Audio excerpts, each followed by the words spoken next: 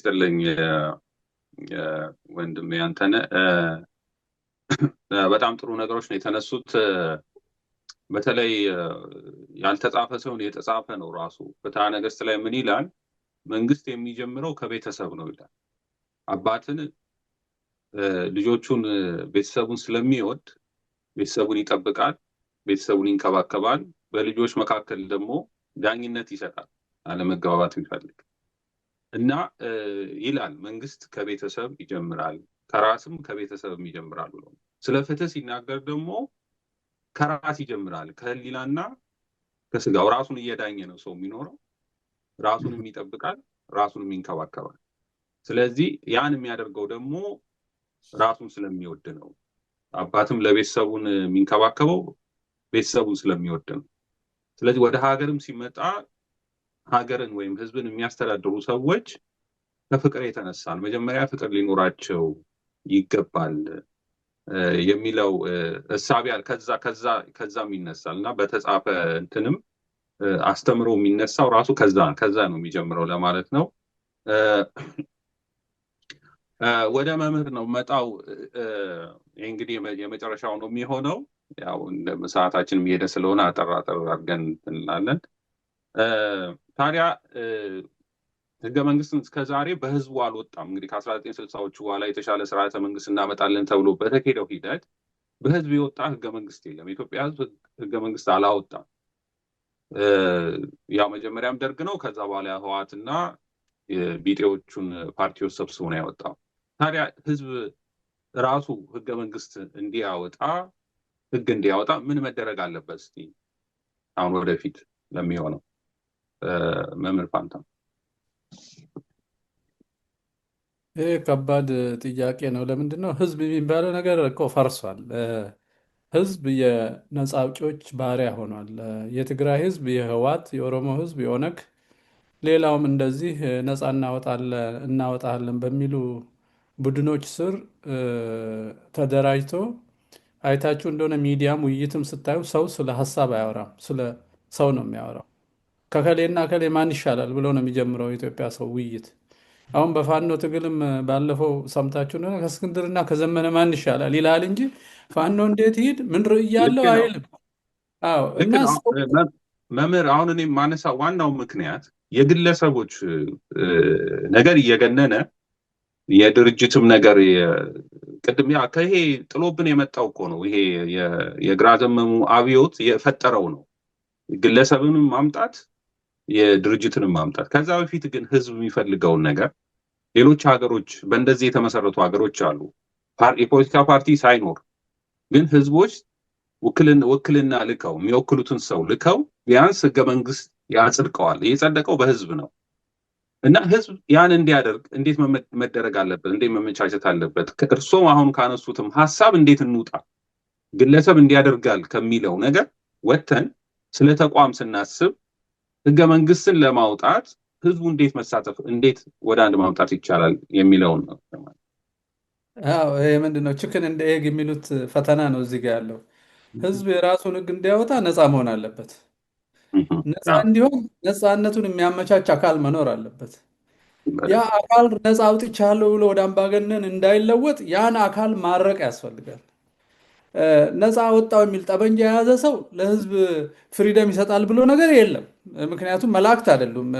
ጠበንጃ የያዙ ሰዎች እንኳን ለሰው ነፃነት ሊሰጡ እርስ በርሳቸው በሚገዳደሉበትና ሴራ በሚሰራሩበት ከጠላት ጋር ሄደው በሚወያዩበት ሙሉ እምነት ልሰጥ አትችልም። ዋስትና ምንድን ነው? ዋስትናው ያ እንዲካሄድ ከተፈለገ አንተነህ ፖለቲካ የሚባለውን ቃል እንዴት እንደጠቀመበት አላቅም እንጂ ራሱ ግን ፖለቲካ ሲያወራ ነበር። ፍትህ መኖር አለበት፣ ካሳ መኖር አለበት፣ ሰዎች መብት ማግኘት አለ። ፖለቲካ ነው ይሄ። ይሄ ቶክስ አይደለም፣ ፖለቲካ ነው። ምናልባት ማለት የፈለገው ይመስለኝ የሆነ አይዲዮሎጂ ላይ የተመሰረተ ፓርቲ፣ ኢትዮጵያዊ ኢንዲጂነስ ያልሆነ ውጭ ገብ አስተሳሰብ ላይ የተመሰረተ ፓርቲን ይመስለኛል አንተነህ እየገለጠ ያለው። ህዝብን ሳይሰማ ራሱ ርዕዮት ይዞ እንዲህ ካልሆናችሁ ህገወጥ ናችሁ የሚል ህግ አውጥቶ ህገወጥ ናችሁ የሚል ከሆነ እስማማለሁ። ግን የሆነ የሚመራ ነገር መኖር አለበት እና ያ ነገር ደግሞ ሀሳብ ነው። ሀሳቡ ተጽፎ ዲቤትድ ተደርጎ ከጠመንጃ ድል በፊት ህዝብ ውስጥ ከሌለ መጨረሻው ሲቪል ወር ነው የሚሆነው። የኢትዮጵያ ሲቪል ወር ደግሞ የጎሳዎች ግጭት አይደለም የሚሆነው። የአልሸባብ፣ የምዕራባውያን፣ የቱርክ፣ የግብፅ፣ የሁሉም ጦርነት ነው የሚሆነው። በነገራችን ላይ አሁንም የሚያምሱን እነሱ ስለሆኑ አብረው ማለት ነው። ይሄንን አዲስ አበባ ደርሰህ በቁልፍ የምታቆመው አይደለም፣ መኪና አይደለም። ይሄ ዓለም አቀፋዊ ግንኙነትና ህዝባዊ ሂደት ነው። ስዊች ኦፍ እና ስዊች ኦን የሚደረግ ድል የለም። ስልጣን የያዘን መንግስትና ሰራዊት ስታሸንፍ የህዝብን አእምሮ አብረ ማሸነፍ አለብህ። ሽማግሌዎቹ፣ የእምነት ሰዎች፣ የአካባቢ ሰዎች ከአንተ ጋር መቆም አለባቸው። ርዕይህም መካፈል አለባቸው። ያንን ርዕይ አሁኑ ነገራቸው ነው። ቅድም አንተን ያለውን ፕሮሰስ የምታስኬደው ኑና ህግ አውጡ፣ ኑና የሀገራችሁን ርዕይ አስቀምጡ ለማለት ራሱ ትንሹን ኑ ብለህ ለመጥራትና ለመሰማት ራሱ ወደ ሲቪል ወር እንዳይል ለማድረግ ራሱ አሁን የምትናገረው ፖለቲካ መኖር አለበት። ያ ፖለቲካ ርዕይ ነው። በዚህ በደጀን አማራ ላይ የታዩ ርዕዮች አሉ። ለምሳሌ ራሱ ደጀን አማራ ለራሱ ያስቀመጠው ርዕይ አለ። ያ ርዕይ ለምሳሌ ህዝብ ርዕይ ቢሆን በቃ አሁን ሰው ያ ለሱ ከነአኑ ነው፣ ግቡ ነው። ለአልሸባብም አይሄድም፣ ለምዕራቡም አይሄድም፣ ለግብፅም አይሄድም፣ ለቱርክም አይሄድብህም። ራዕይ አለዋ፣ ራዕይ አለ። ከውጭ ወዳጅ ቢመርጥ እንኳ ለዛ ራዕይ ነው የሚመርጠው። እና ወደ ጥያቄ ስመለስ መልአከ ብርሃን አድማሱ ጀንበሬ የሚባሉ ሊቅ አሉ። ሊቅነት ብቻ ሳይሆን ቅድስና ያላቸው የዲማ ጊዮርጊሱ ማለት ነው። የሞተ ልጃቸውን በጸሎት ያስነሱ ናቸው። በእኛ ዘመን የተነሳው ልጅ መጽሐፍ ጽፏል፣ ታሪኩን ጽፏል። እሳቸው ቅድም ያላችሁት ወደ ውጭ ሀገር ሲላኩ ሰዎች በጃንሆይ ጊዜ ለጃንሆይ አንድ ማሳሰቢያ ሰጥተው ነበር። እባክዎ ባዶ ማሰሮ ወደ ውጭ ልከን መርዝ ተሞልተው እንዳይመለሱ እና የኢትዮጵያን መሰረት ያወቁ ምን እንደምናስብ፣ እንዴት እንደምናስብ፣ ምን እንደምንመኝ፣ እንዴት እንደምናምን የሚያውቅ ሰው ብቻ ነው መላክ ያለበት። ባዶ ማሰሮ እየላክን መርዝ ይዘው ይመጣሉ ተባለ። ግርማሜ መርዙን ተሞልቶ መጣ። መንግስቱ ላይ ያጋባ። አሁን ደረስነውን ደረስ። ከዛ በኋላ ደርግ መጣ አይደለም። ደርግ ያደረገው አሁን ያልከውን ጥያቄ የሚያመጣው እሱ ነው። ደርግ ኢትዮጵያን ያፈረሰበት መንገድ ደርግ ብቻውን አይደለም። የአፓም ህወሓትም ሁሉም አሉበት። ደርግ ያው ስልጣን ስለያዘ ነው ደርግ የምንለው እንጂ የዘመኑ ሀሳብ ነው። ሁሌ የሚከሰሰው ስልጣን የያዘ ስለሆነ ነው። ማስቀረት ይችል ነበረ በትክክል ቢያስብ። የዘመኑ አስተሳሰብ ያደረገው ምንድነው? አዳሪ ምን ብሎ ቅድም እንደተባለው ህዝብ ድሮ ህግ ለማውጣት ህዝብ ህግ የሚያወጣበት መስመር ነበረው። ጭቃሹም አለ፣ በመንግስት ላይ በቤተ መንግስት ላይ ጭቃሹም የሚባል አለ። እዚህ ጋር ደግሞ አለቃ አለ፣ የደብር አለቃ አለ። ቀበሌ አይደለም ደብር ነው። አፋር ከሆነ ሱልጣኑ ስር ያሉ ሰዎች አሉ። አየህ፣ አሁን የመንግስት ፐረላል አለ፣ የሃይማኖት ፐረላል አለ። አለቃውን በዛ አጥቢያ የሚኖሩ ሰዎች ናቸው በታማኝነቱ የሚመርጡት እንጂ ከቤተ ክህነት የሚላክ አይደለም። እንዳሁኑ ምልስ ወታደር ሁሉ አስተዳዳሪ አይሆንም። ያኔ አሁን ህወሓት ጋር ሲዋጋ ቆይቶ ግዕዝ ቅዳሴ ስለሚችል የአዲስ አበባ አንድ አጥቢያ ይሰጠዋል። እንደሱ አይደለም። ህዝብ የመረጠው አለቃ አለ። ደብረ ሰላም ከሆነ መልአከ ሰላም ይባላል። በቃ አይቀየርም። ካጠፋ ተቀጥቶ እዛው ይኖራል፣ ሌላ ይመረጣል እንጂ ቦታ እየቀያየረ አይታኮስም እንደ ወታደር። ሃይማኖት ስለሆነ እዛው ነው የሚያረጀው። አሁን ይሄ ኃላፊነት አለበት። የመረጡ ሰዎች አባት ነው፣ ያምኑታል። እሴታቸውን ያውቃል፣ ፍላጎታቸውን ያውቃል፣ ህመማቸውን ያውቃል። ጭቃ ሹሙ ደግሞ የሀገሩን ህግ ያውቃል፣ መከፈል ያለበትን ግብር ያውቃል፣ ሴኪሪቲ እንዴት እንደሚጠበቅ ያውቃል። ጭቃ ሹሙና አለቃው አብረው አንድ ሰው ነው የሚያስተዳድሩት፣ ያን ዜጋ ነው የሚያስተዳድሩት። አሁን ያልከው ጥያቄ ለመመለስ እነዛ ቢኖሩ ኖሮ ህግ አውጡ ስንለው በቃ ህግ አውጥተው ያመጣሉ። አሁን የሉም። ከሌሉ ማን ነው ህግ የሚያወጣው? የት አለ ህዝብ? እሱ ፋኖ ጠበንጃ ያለው ፋኖ የሚሰራው አሁን ነው ብዬ ነው የማምነው። ምንድን ነው የሚሰራው? ሚኒመም ነገር ያሳያል። ቅድም አንተን ያለው ፍትህ አኔጎሸብል ነው ብሎ ያስቀምጣል። ይሄን ለሽግግርም ለድርድርም ለህግም አላቀርብም ነው የሚለው። ጉልበት እኮ ይዞ ነው የሚለው። ይሄን ፍትህን ለድርድርም ለውይይትም አላቀርብም፣ የሰውን ክብር ለድርድርም ለውይይትም አላቀርብም፣ የኢትዮጵያን ሉዓላዊ አንድነት የግዛት አንድነት ለድርድርም ለውይይትም አላቀርብም። እስካሁን የተጎዱ ሰዎች እንደሚካሱ የተፈናቀሉ እንደሚሰፍሩ ለውይይትም ለድርድርም አላቀርብም። አሁን ይሄ የፖለቲካው ፍሬምወርክ ነው። ጨረሰ። ይሄን ለኢትዮጵያ ሕዝብ ሁሉ ነገረ። ይዋጋል። ይሄን የሚቃወም ሁሉ የሕዝብ ጠላት ነው። በነገራችን ላይ በጉልበት ብቻ ነው የምታሸንፈው። ሌሎቹን መደራደርም ሕግ መጻፍም ይችላል። እነዚህን ግን መደራደር አትችልም ነው። ጠበንጃዬን የማስቀምጠው ይህን ካልተደራደርክ ብቻ ነው። ያለበዛ ተያይዘን ነው የምንጠፋው። ምክንያቱም መጥፋታችን አይቀርም። ህልውና ናቸው እነዚህ። ህልውና ለድርድር አይቀርም። ይሄን ካደረገ ፖለቲካውን አሰመረ። አሁን ካሰመረ በኋላ ማን ነው ህግ የሚሰራው? በእነዚህ የሚያምን ሰው ከእንደርታ፣ በእነዚህ የሚያምን ሰው ከደብረ ማርቆስ፣ በእነዚህ የሚያምን ሰው ከአፋር፣ በእነዚህ የሚያምን ሰው ከኢሳ፣ ከኦጋዴን፣ ከሀረርጌ የሚያምኑ ሽማግሌዎችና የእምነት አባቶች መጥተው መንግስት ይሰራሉ። የመንግስት መስመር ይሰራሉ። መስመሩን ከሰሩ በኋላ የፖለቲካ ፓርቲዎች ኢንዲጂነስ እሴት ላይ ተመስርተው ነው መነሳት ያለባቸው። ግርማሜ ገሎናል፣ የሚገለኝ ተዋስ የሚዋሰው አልፈልግምም መርህ ሊሆን ይችላል። ይሄ ኮፒ አልፈልግም። ኢምፕሩቭመንት አዎ፣ ከግሎብ ጋር ከዓለም አቀፉ ህዝብ ጋር የምነጋገርበት አዎ።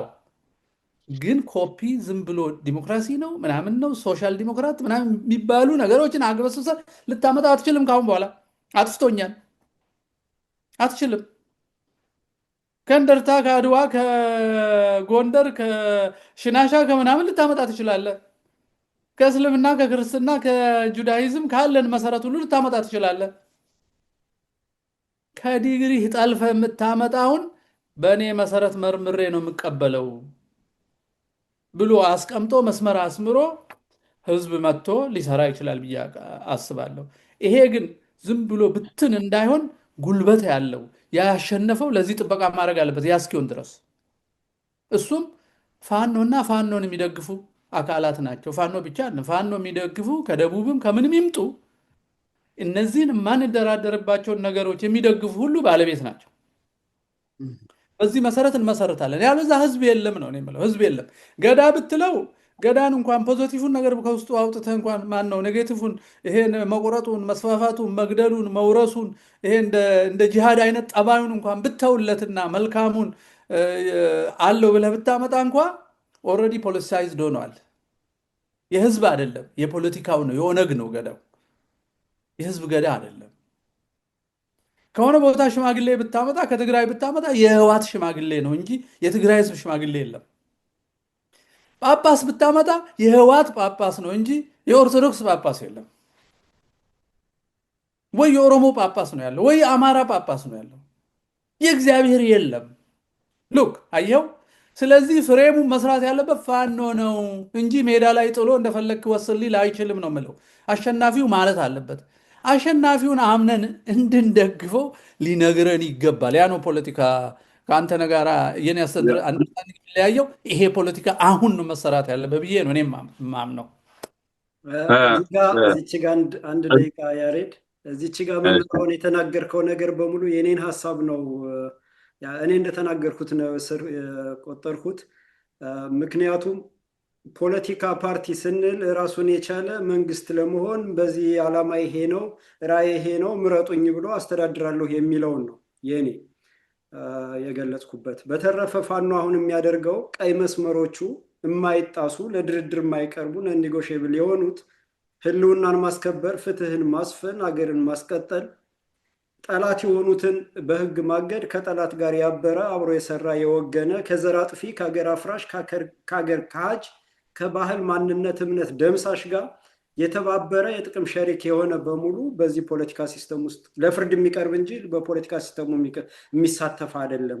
ስለዚህ ይሄንን ፋኖ ከአመቻቸ በኋላ አገራዊ ሽማግሌዎችን ከየአቅጣጫው ከየኮርነሩ በኢትዮጵያዊነት አሰባስቦ ስርዓተ መንግስት የሚባለውን የኢኮኖሚም ሆነ የፖለቲካ ሀሳቢውን የትኛው ያዋጣናል አብሮ ያስኬደናል የሚለውን እንዲጠነስሱ ማመቻቸት አለበት። ይሄን ለማድረግ ፋኖ አሁን ላይ ፖለቲካዊ እና እስክንድር ነጋ ፖለቲካ አስተሳሰብ ይዘው መጥተው ፕራግማቲዝም ያለፈውን አልፏል እንትወው አሁን የሚያስቀጥለን እያሉ ወደዛ ቅርጽ ስላስያዙት እዚህ ውስጥ መግባት የለበትም የሚለውን ለመግለጽ ነው። እቺ ለመጨመር ነው። አመሰግናለሁ ያሬድ። እግዚአብሔር ይስጥልኝ። እኔም የተረዳሁት ይሄ ነው። ከበፊትም ጀምሮ የፖለቲካ ፓርቲ የሚባል አለ። አሁንም እየተቸገርንበት ያለው ፖለቲካ ማለት ደግሞ ስርዓተ መንግስት ማለት ነው። ስርዓተ መንግስት ስንል ደግሞ እነዚህ ሶስቱ ተቋማት ናቸው በዋናነት የሚመጡት ነው። እነዚህ ተቋማት ልንደራደርባቸው አንችልም። እንደ ሰው እንዳለ ኢትዮጵያዊው በተቋሙ ላይ ትኩረት ማድረግ አለ። ፍትህን ወደፊት ማምጣት አለ። ጥበቃን ዋስትና ማግኘት አለ።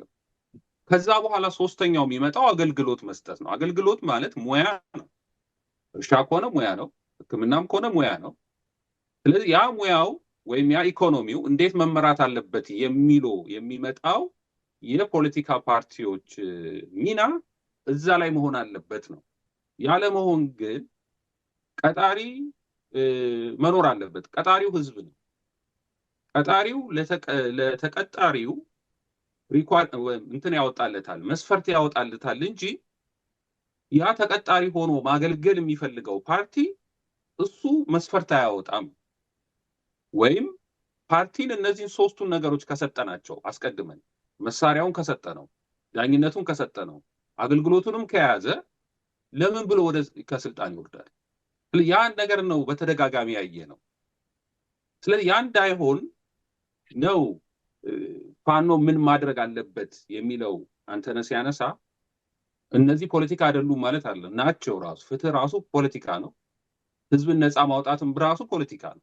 ግን ፖለቲካ ፓርቲ የሚለውን ከኢኮኖሚውና ከዛ ከአገልግሎቱ ጋር አድርገን ብናያይዘው ህዝብ ደግሞ በራሱ ህዝበ ውሳኔ የሚወሰኑ ነገሮች አሉ። አንዳንዴ በህዝብ መወሰን የሚገባቸውን ነገሮች ለክርክር እናቀርባቸዋለን። አንዳንዴ ህዝብ ቁጭ ብሎ የሚሰበሰቡ። ስለዚህ አሁንም ወደ ዶክተር አበባ ልምጣና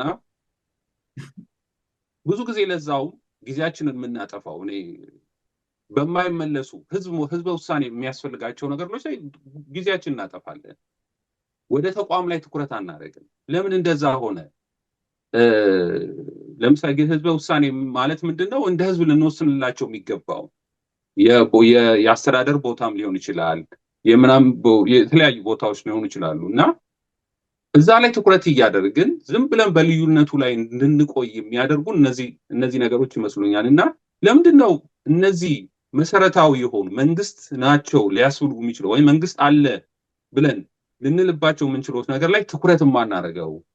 ቶሎ ብለን ልዩነት ላይ ፎከስ እያደረግን በህዝበ ውሳኔ ሊያልቁ የሚችሉትን ነገር ለምሳሌ አንድ ነገር ባነሳ አሁን አሜሪካ ውስጥ ቋንቋ የስራ ቋንቋ ምን ይሁን ሲባል በቮት ነው ያለቀው። በቃ ህዝቡ ነው የወሰነው ራሱ።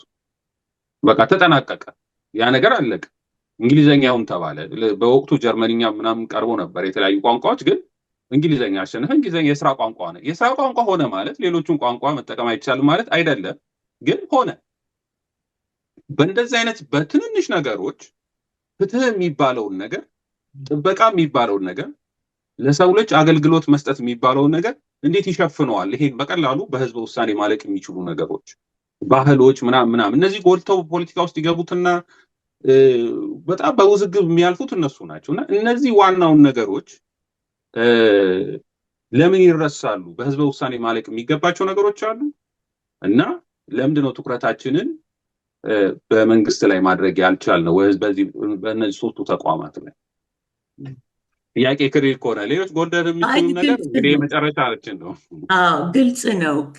አንድ ነገር በእውነት እኔም ብዙ አዳመጥኩ እና ሳስብ እያንዳንዳችሁ ከተናገራችሁት ውስጥ አንዱን ወይ ሁለቱን አርእስት ላይ ትኩረት ተሰጥቶ አሁን ለመጨረሻ ለጠየቀው በቅደም ተከተል በዛ ላይ ትኩረት ብንሰጥ ይሄ የጠየካቸው በተቋም ደረጃ ሊኖሩ ይችላሉ የምንላቸው ነገሮች ሁሉ ይኖሩ ነበር። ምንድነው ሀሳባችን ብዛቱን ሳይው የፖለቲካ ጥራቱን ለማጥራት ነው አይደል? ደጀንና ለማጥራት ነው ሲያዳምጡ። ምክንያቱም እያጠራን ግን ደግሞ ጊዜያዊ መልስም የሚጠይቅ ነገር አለ፣ አስቸኳይ ነገር እና እሱን እንድንለይ ስሞል ስቴፕስ የምንላቸው አለ። ትንንሽ ሲምፕል ነገሮችን ቶሎ ቶሎ ማድረግ ነው ወደምትፈልገው ትልቁ ነገር የሚወስድህና ብዙ ነጥብ ይዤ ነበር። ቅድም መምህር ከተናገርከው እና ዶክተር ደብሩ ከተናገሩት ውስጥ ህዝብ የለም ብለናል። እንደ ህዝብ ዝም ብሎ ጥርቅሞች ዝም ብሎ ነው አንድ የመንግስት መሰረት ሊሆን የሚችለው። አሁን አንተ የጠየቅከውን ስራ ለመስራት የሚችል ህዝብ፣ ከዛም አልፎ ተርፎ የደብሮ ያነሳውን በሌላ ጊዜ በደንብ እንወያይበታለን። ለዘረዘራችሁት ነገር ሁሉ ይሰራል ላልነው የመጀመሪያው የመስሪያ መሳሪያ አእምሯችን ነው፣ ልቦናችን ነው። ቅድም ካላችኋቸው ከማንነታችን ተፈናቅለን ከመጣን ከማንነታችን ከራቅን መራቅና እንትን ብቻ ሳይሆን ከተጣላንም ከራሳችን ጋር ጠብ እስካለን ድረስ በህሊናችን በአስተሳሰባችን እነዚህ የምንላቸው ነገሮች በሙሉ መወያየት እንችላለን፣ ግን ወደሚፈልገው እርምጃ አያሻግሩንም። ምክንያቱም የሀሳቡ አስፈጻሚ ሀሳብ ትፈጥራለህ፣ ወደ ተግባር ትተረጉመዋለህ። ከሀሳቡ ጀርባ የነበሩትን ነገሮች ብቻ ላይ እኔም ያደረግነው ውይይት በጣም ግሩም ነው ብዬ ነው የማስበው። መንግስት ምንድን ነው ታሪካዊ ማንነታችን፣ እንደውም ለሱ የአዲስ አለማየሁን ጥቅስ ጠቅሼ ነው እንትን የምለው። ምክንያቱም ሰው አንዳንድ ጊዜ እንደው በቃ ኢትዮጵያ ትልቅ ነች ትላላችሁ፣ ምንትስ ትላላችሁ ብሎ የሚያወግዘው ነገር አለ። ወደዛ ተመልሰን የምናይበት እንቁ የሆኑ ነገሮች ስላሉ ማንነታችንን ካወቅን ለዛሬውና ለማስፈንጠሪያ ይጠቅመናል ከሚል ነው። ሁለቱንም ለማድረግ ባጭሩ ሞክራለሁ። ምክንያት ስለረዘመና በጣም በውስጡ ብዙ ሀሳቦች ስላነሳችሁ የፖለቲካ አስተሳሰብም ምንም። እኔ ግን ከደብሩ ቅድም ካነሳው ነው የምጀምረው። የሰው ሰውነቱ ምንድን ነው? ሰውን ትልቅ የሚያደርገው ለሌላ ሰው መቆሙ፣ ሰው ለሰው መስታወቱ የእግዚአብሔር መገለጫው ሌላ ሰው ነው። ቅድም በመንፈሳዊነት የተገለጸው ማንነት በጣም መሰረት ነው እና ያ ከተመታብህ ሰው ህዝብ የለም። በትምህርት በባህል በቅኝ ገዢዎች በተለያየ ቅድም በተጠቀሱት ሁሉ ይሄ ከተመታ ማንነት ከተመታ ዛሬ ያፈራነውን ትውልድ ማየት ትችላላችሁ። ለሌሎች መታገልን፣ ለሌሎች ሀሳብ መስጠትን፣ ራስን መስዋዕት ማድረግን እንደ ኋላ ቀርነት፣ እንደ መጥፎ ሰውነት፣ እንደ ፖለቲከኛ እነሱ እኮ ዝም ብለው እንዲህ ናቸው እንዲህ ነው እንድትባል ነው የሚያደርግን። የራሱን ማንነት ጋር ስለተጣላ ለራሱ ፍቅርና ክብር የለውም። ቅድም መምህር ያልከው ነው። ከሁሉ ሁሉ እኛ ገር ስለ ፍቅር በስማም ይቅር ይላል። እግዚአብሔር ፍቅር እንደሆነ ስለሚያውቅ እና ይሄ ቅድም ያልካቸው ተግባሮች ሁሉ የመንግስት ተግባርን በለው ተቋማቋ እነዚህ ሁሉ ይሄ ህሊናዊ ነፃነት ይሄ ህሊናዊ ንቃት ቢኖረን ኖሮ አሁን የምንነጋገረው ነገር አይኖርም፣ ሌላ ይሆን ነበር። ስለዚህ የመጀመሪያው ማድረግ ያለበት የውሸት እውቀት አወቅን ተብሎ ሚስ ኤጁኬትድ ሆነን ብለን ነው የምንነጋገረው አይደል? ከሁሉ ሁሉ የእውቀት መጀመሪያ ራስን ማወቅ ነው። ራስን ማወቅ ፈጣሪ ማወቅ ነው። ራስን ማወቅ ነው ፋውንዴሽን አይደል? the basis of all knowledge is self knowledge። የግብጾቹም የምኖችም know thyself ነው፣ እወቅ። ዝም ብሎ አበባ መሆኔን ምናምን ሳይሆን በተግባር ቅድም ከእንስሳዎች ከአራዊት ከሌሎች ፍጥሮች የተለየ ነውና በእግዚአብሔር አምሳል የተፈጠርነው እነዚህን መልካም ነገሮች እያዳበርን እየገለጽን የምንሄድ ኃይል እንድንሆንና ራሳችንን እና አካባቢያችንን እንድንገዛ ነበረ እና ለዚህ ነው የሚነሳው። ለሱ የእሳቸውን ምሳሌ ያመጣለሁ። ግን ብዙ ከአፄ ኃይለ ሥላሴ በኋላ ያለው ሁላችሁም እንዳላችሁት ኢንቴንሽናቸው ፍላጎታቸው ሌላ የሚለው ሁሉ ቀበላለሁኝ። አፄ ቴዎድሮስ ምንድን ነው ያሉት? ይሄን እንግዲህ በድፍኑ አንተ ካልከው ጥያቄ ዝም ብዬ ሳይሆን ከእናንተ ውስጥ አንዳንድ ነገር ለቅሜ አድማጮች እንዲመራመሩት ነው። እኛ ሁሉን ተንትነን አይቻልም። ልክ ከሆነ ልክ ነው ይላሉ። የእውቀት እንትን እንዲፈነጥቅላቸውና ውይይት እንዲያደርግ ቢኮዝ በጣም ተሳንፏል የአሁኑ ዘመን ወጣትና ትምህርቱም ቅድም እንዳለው ነው ደብሩ የላሸቀ ነው። ምንም ነገር የለውም። ላይ ገለብ ነው እና ለዛ እንዲሆን ነው የማነሳው። ውይይት የሚባል እኔ እንኳ አላውቀውም። የአዲስ አበባን ዩኒቨርሲቲ እናንተ ታውቁ ይሆናል፣ ደብሩም ሌሎቻችሁ መምህርም ዳያሎግ የሚባል ውይይት የሚባል አንድ መጽሔት ጆርናል ነበረ። እዛ ላይ ያነበብኩትን ነው የምነግራችሁ። አንደኛውን ሳይድ ብቻ ለአፄ ቴዎድሮስም ለአፄ ዮሐንስም ይላል መጥተው ጀርመኖች፣ ፈረንሳዮችና እንግሊዞች በተለያየ ወቅት የሰውን የነገስታቱን በማጥናት አፄ ቴዎድሮስ መድፍ ማሰራት ምን ማለት እንደሚፈልጉ ስላወቁ በሚፈልጉት መንገድ እንግባባቸው ይሉና ይጠይቋቸዋል። ንጉሥ ሆይ ጊቭ አስ 50 ስትሮንግ ያንግ ሜን እና ጠንካራ እንትኖች ወታደሮችን እንፈጥርልሃለን። ሁሉም በተለያየ መልክ ማለት ነው። እነዚህ ያልኳቸው ሀገሮች ጠንካራ እንትን ወታደር የሚሊተሪ ኃይል እንፈጥርልሃለን ይሏቸዋል። የሁሉንም ሰምተው እሳቸው ምንድን ያሉት? እኔ እኮ የውትድርና የሚሊተሪ መድፍ መስራት ምን የምፈልገው እናንተን ለመቋቋም ነው። እናንተ ያሰለጠናችሁት እንዴት አድርጎ ነው የሚመክተው? እንዴት ነው የሚሆነው? እና ይሄ ራሳችን ስንሆን እውቀት ሁሉ ቅድም መምህር እንዳልከው በእውነተኛ በመለኮታዊ በመንፈሳዊ ህይወታችን በህሊናዊ ንቃታችን ዝም ብለን እንስሳ ተንቀሳቃሽ ብቻ ባንሆንና በውስጣችን ለራሳችን የተሞላው እውቀት የራስ እውቀት ነን ፊዚካል ከሆነው ማለት ነው። መንፈሳዊም መለኮታዊ እውቀት ቢኖረን ከውስጣችን ይመጣል። የድሮዎቹ ጥበበኞች በዚህ መልክ ነበረ። የእኛ ግን ከራስ ስለተጣላን ጥገኝነት ስላለ የሀሳብ ጥገኝነት ቅድም ያልነው እንትን ዲስቶርሽን ይሄ ነው። ትምህርት ቤት ሄደው ተምረው የተመለሱት በቀና መንፈስም ቢሆን አንዳንዴ ለጥፋት እንድንዘጋጅና ራሱን የማይችል ራሱን ይሄ በጤና መንገድ እኔና ደብሮ አንድ ቀን መሄድ ያለብን ማንሳት ያለብን ጥያቄ ነው። ምክንያቱም ሰው በሀሳቡ ቅድም ያለው ነገር በጣም ኤምፓቲ ራስን ይሉኝታ የሚለው ኮንሰፕት ምን ይሉኝ ከሚለው ነው የመጣው። ባላግባቡ ስለምንጠቀምበት እንጂ እኔ በሱ ቦታ ብሆን ምን እላለሁ? ሰዎች ምን ይላሉ? ይሄ ትልቅ አንድ የኤምፓቲ ዘርፍ አድርጌ ነው እኔ በመመለከተው። ሌላው ምን ይሰማዋል እና በራስ ላይ ይደርሳል ብለው የሚያስብ ሰው ነው። የነቃ ህዝብ ነበረ። ስለዚህ ለ100 ዓመትም ለምን አእምሯችን ስለተበረዘ ያን የማጽዳቱ ስራ በጣም ተከታታይ ነው። ይሄን ግን ስናደርግ ዛሬ ላለን ምንድን ነው ጠላት በጣም አፍጦ በመጣበት ጊዜ እንዴት አድርገን ነው ከማውራት ከመተንተን ያለውን ብሶት ከመግለጽ ባሻገር እንትን የምናደርገው የሚለውን መልስ የምንሰጠው ወደ አክሽን።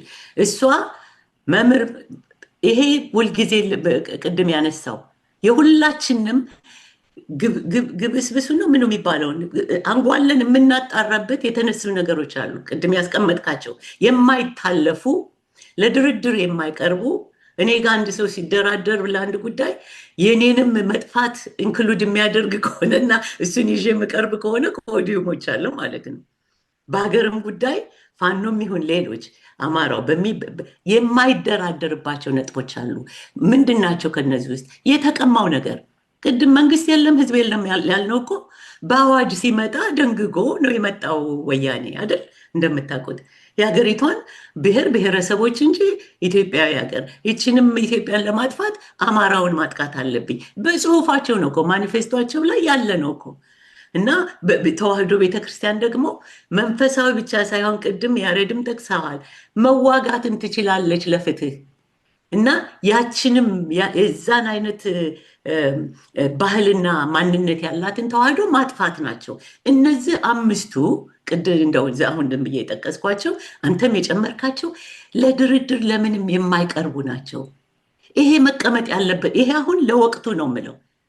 የሚገልህ ኢትዮጵያ እንድትጠፋ እንድትፈረካከስ ለ4 ለ5 ተከፍላ ለአረቦችና ለውጭ ሰዎች መናኸሪያ እንድትሆን እኛ አሽከርና ገረድ ሆኖ ኢትዮጵያዊ አገልጋይ ሆኖ ተቀንሶ በቁጥር እንዲኖር የሚፈለገውን ያህል የሚያስፈጽም በምንም አይነት አንቀበልም፣ ከነሱ ጋር አንሆንም ማለት አለበት። ይሄን ለምንድን ነው ያመጣሁት? የወቅቱ የፋኖ የአማራውም ትግል በእንደዚህ የኢትዮጵያን በአጠቃላይ እዛው እየቦካ ስለሆነ ወደ እምርታ ወስዶ ስላልተሻገረ ቅድም ስልጣን ወደ መያዝ ባለቤት ወደ መሆን ከተጠቂነት መንፈስ ወጥቶ ባለቤት ከአጥቂነት አልፎ አሸናፊነት ሆኖ ወደዛ የሚወስደው ውስጥ ስላልሄደ የማይሄድበትም ምክንያት አእምሮው የጥገኛ የደካማ ውጭ ሀገር በመሄድ ሀብታም የሚሆን ውጭ ሀገር በመሄድ ቅድም እንደውም ብላችሁ ኖት ላይ ይዤው ነበረ። ማን ነው እንግሊዝኛ መናገር እንደ እንትን ይቆጠራል ብሎ የነበረው ሙሽሪት ኩሪ ኩሪ ነው በእንግሊዝ ተናገሪ። ጉድ እኮ ነው። አሁን ሳስበው ወደኋላ ተመልሼ እንዲህ ይባል ነበር። እነዚህ ሰዎች ግን ደብሮ ያለው ነው እንዲሁ በቃ የሰለጠንን ካለው ችግራችን የምንወጣ መስሏቸው እንጂ ውስጣቸው መንፈሳቸው አልተመታም። አሁንም ይህን የተሰጠንን የባዕድ ነገር እንዲሁ ብዙ እኮ ስራ አይጠይቅም። ስናወልቀው የራሳችን ልብስ ነው ከውስጥ የሚቀረው አይደል? ራሳችንን እንሆናለን። ራሳችን ውስጥ ደግሞ የምንፈልገው ነገር እንኳን ባይኖረን ራሳችንን ስለሆንን የሚያስፈልገውን ነገር መፍጠር እንችላለን። ፈጣሪዎች እንሆናለን። ክሪኤቲቭ እንሆናለን። የሚያስፈልገውን መንግስትን መፍጠር፣ አዲስ ስርዓትን መፍጠር፣ ሁሉ ነገር ምንም የሚሳንን ነገር የለም እና ግን ሚስ ኤጁኬሽን ኦፍ ኒግሮ ይላል ካርተር ጂ ውድሰን።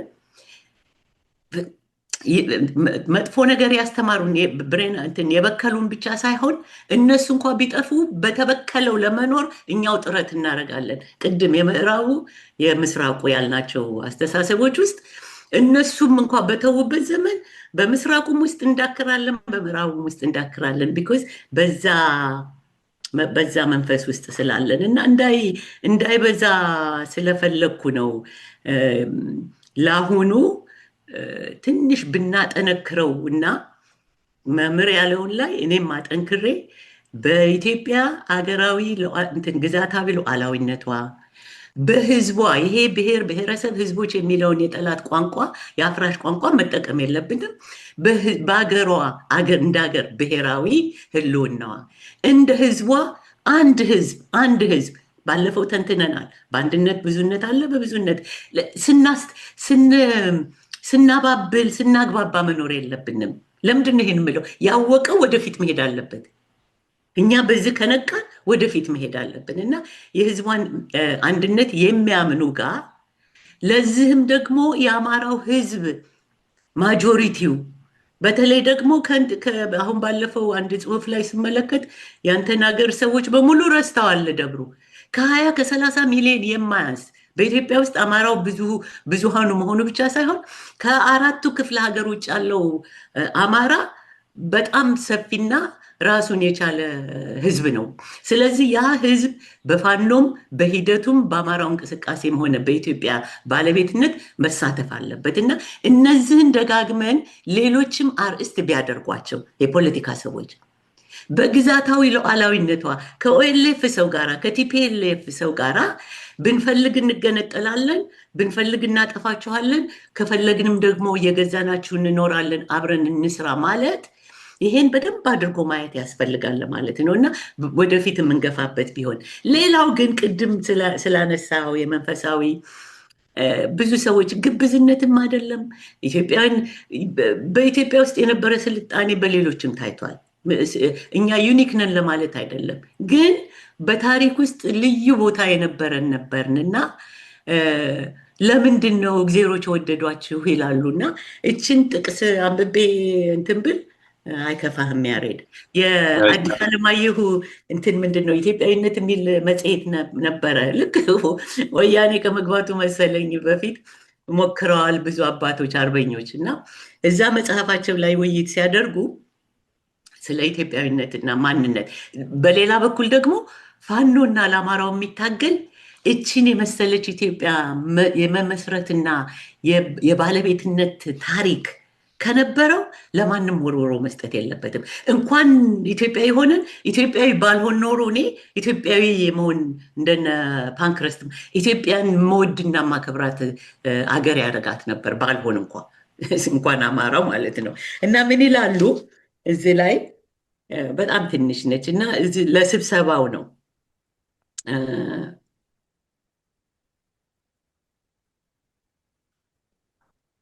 ምን ይላሉ እንትና ሆመር በኦዴሲ ላይ ከጻፈው ውዳሴ የኢትዮጵያን በኢትዮጵያውያን በአንድ ላይ ተሰብስቦ ወደ አማርኛ ግጥም ሲተረጎም እሳቸው ናቸው የእሱን ቅኔ የሚተረጉሙት። ከሞላ ጎደል የሚመስለውን ለማሰማት ይፈቀድልኝ ይላሉ አዲስ አለማየሁ። እናንተ ኢትዮጵያውያን ከሰው ዘሮች ሁሉ እንከን የሌላችሁ፣ ከተንኮል ከክፋት ከሰው ድክመት ሁሉ ነፃ የሆናችሁ፣ ከቶ ከምን ይሆን የተፈጠራችሁ? ምንድን ነው ባህሪያችሁ? እግዜሮች ትሆኑ ወይስ ሰዎች ናችሁ? እግዜሮች ሳትሆኑ ሰዎች ከሆናችሁ ምንድን ነው ምስጢሩ? እግዜሮች የሆኑ ማህበርተኞቻችሁ ምንድን ነው ብልሃቱ? ከሰማይ እግዜሮች ጓዶች ያደረጓችሁ ያ ብልሃት ምንድን ነው? ንገሩን ባካችሁ። እናንተ ኢትዮጵያውያን ከሰው ዘሮች ሁሉ የሌላችሁ አቻ የሌላችሁ መሳይ፣ ይወርዳሉ እግዜሮች ሲዝናኑ ሊቆዩ ከእናንት ጋር ሆነው በእናንተ አደባባይ። እንኳንስ ሌሎችም ዜውስም ታላቁ የሰማያት ንጉሥ የሁሉ የበላይ ለ12 ቀናት አብሯችሁ ሊደሰት በዓል ስታከብሩ በድግሳችሁ ላይ ለደስታ ተድላችሁ ለመሆን ተካፋይ እንደሚወዳችሁ እንደሚያከብራችሁ ለዓለም ሁሉ ሊያሳይ ደመናውን ጭኖ በእግዜሮች ታጅቦ ይወርዳል ከሰማይ። ይሄን ቅኔ ነው የሆመርን የተረጎሙልን። ይሄ ከብዙ ሺህ ዓመት በፊት የሆነ ነው። ወደ ራሳችን ስንመለስ ቅድም የተባለው ነው። ሰው ከመረጠው ወይስ ዛሬ ህዝብ የመረጠውም እግዚአብሔር የመረጠው መንግስት የለንም። እኛም በእግዚአብሔርና በምናምነው መንፈሳዊ መመሪያ ከስጋዊ መንከባለል በስተቀር ወደ ህሊናና ትልቅ ክብር የሚያሰጠውን አሁን እኛ የምናደርገው የሚከበር ነገር ነው። ለህዝብ ነው የምንናገረው፣ ለሀገር ለሌላ ትንሽ ትልቅ የለውም። በህይወት ከሚሰውት ጀምሮ ለሁሉም እግዚአብሔርን ሌሎች ምሁራን ስላሉ በዚህ እግዚአብሔርን የምናገኘው በእኛ ነው፣ በእኛ በመረዳዳት ነው። እሱ የተመሰከረ ነው። ስለዚህ ይሄን በአስቸኳይ የምለው ታሪካችን ዝም ብሎ ከየትም የመጣ አይደለም። እንዲህ የተደነቅን ነበር። ወድቀናል። ትልቅ ሰው ሲወድቅ ደግሞ እንደ ህፃን ልጅ አይደለም፣ መሬት ላይ ሲወድቅ ተጎድተናል። ግን ይችን የሁለቷን ነጥብ ግን እንዲያዝ እፈልጋለሁ። 5-6 ነጥብ መምህር የገለጻቸው እኔ የደገምኳቸው ይሄንን ሳይዙ ፋኖ ይሁን የአማራ ድርጅቶች ይሁን ማህበርተኞች ይሁን ምሁራን ይሁኑ ቢንቀሳቀሱ የራሳቸውን ሞት የራሳቸውን ጥፋት ከአጥፊዎቻቸው ጋር ሆነው የሚያደርጉ ናቸውና ከነሱ ተለዩ ይላል። እግዚአብሔርም ቃል እኮ ተለዩ ይላል ከመጥፎ ነገሮች እና ህብረትም የሚፈጠረው በዛ መሰረት ነው ለማለት ነው። በእኔ በኩል ጨርሻለሁኝ። አይ ቲንክ ሌላም ባይመጣ እንደውም በዚህ ብንጨርስና ይቺ ነገር ብትደገም ደስ ይለኛል። እሺ፣ ያው ልክ ነው። ሰፊ ነገር ነው። ይሄን የማነሳበት ምክንያት በፋኖ ትግል ውስጥ የቀበሮ ባህታዊ ሆነው የመጡ ሰዎች አሉ። በቅርብ እንኳን መጽሐፍት አብይ መጣ ከተባለ ጀምሮ አሻገረን ብለው መጽሐፍት ሁሉ ጽፈው አዲስ አበባ እንደዚህ ናት፣ አድዋ ላይ ሙስሊሞች አልተቀበሩ ምናምን ያለን ሰውዬ መልሶ ከፋኖ እንትን ጋር እየተገናኘሁ ነው አስታራቂ ሆኖ መምጣት ሲሳሳቱ ያየናቸው ሰዎች እና በህይወታችን ሲሳሳቱ የነበሩ ሰዎች መልሰን መጥተው እንደ አማካሪ ሲሆኑ ወይም እንዳወያይ ሲሆኑ እንዳስታራቂ ሲሆኑ እያየን ነው። እና የባለፈው ስህተት አይበቃም ወይ? አሁን እነዚህ ሰዎች መጥተው በፋኖ ትግል ውስጥ አደጋ እንዳይፈጥሩ ያን ጥራት ለማምጣት ነው እንግዲህ አንደኛው ውይይት። ስለዚህ በማይሆን መንገድ በዛው በተለመደው ቅኝ ገዢዎች ባሰመሩልን በዛው ርዕዮተ ዓለም ወይም በሶሻሊዙ ወይም ማርክስ ሌኒስቱ አስተሳሰብ እንዳይመሩ በራሳችን መሰረት ላይ በራሳችን ታሪክ ላይ በራሳችን ስነ መንግስት አስተሳሰብ ላይ እንድንመራ ማወቅ የሚገባን ነገሮች ምንድን ናቸው የሚለው ላይ ነው። እኔ ብዙ ጊዜ ህዝብ እስካለ ድረስ አለ ህዝቡ እንኳን ሌላው ቀርቶ ያው ያጭበረበረው አብይም መጥቶ ኢትዮጵያ ሲል በአንድ ህዝቡ ግልብጥ ብሎ ወጥቷል እና እኔ ስቲል ለህዝቡ እድል የተሰጠው አይመስለኝም። ያ እድል ቢሰጠው የኢትዮጵያ ህዝብ ሀገርን የመሰረተ ህዝብ ቅድም እንደተባለው ሀገርን የመሰረተ ፍትህን የመሰረተ እና ሃይማኖትን የመሰረተ ነው ብሎ ጆን ባልዲው የሚባል ፕሪሂስትሪ ኔሽን የሚል መጽሐፍ ላይ ጽፎታል።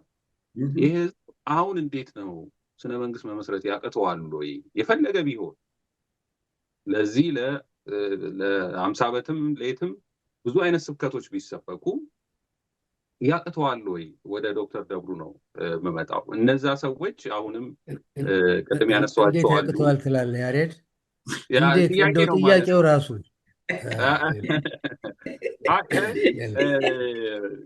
በተሰበከው ልመልሰው ስብከት ልክ ነው።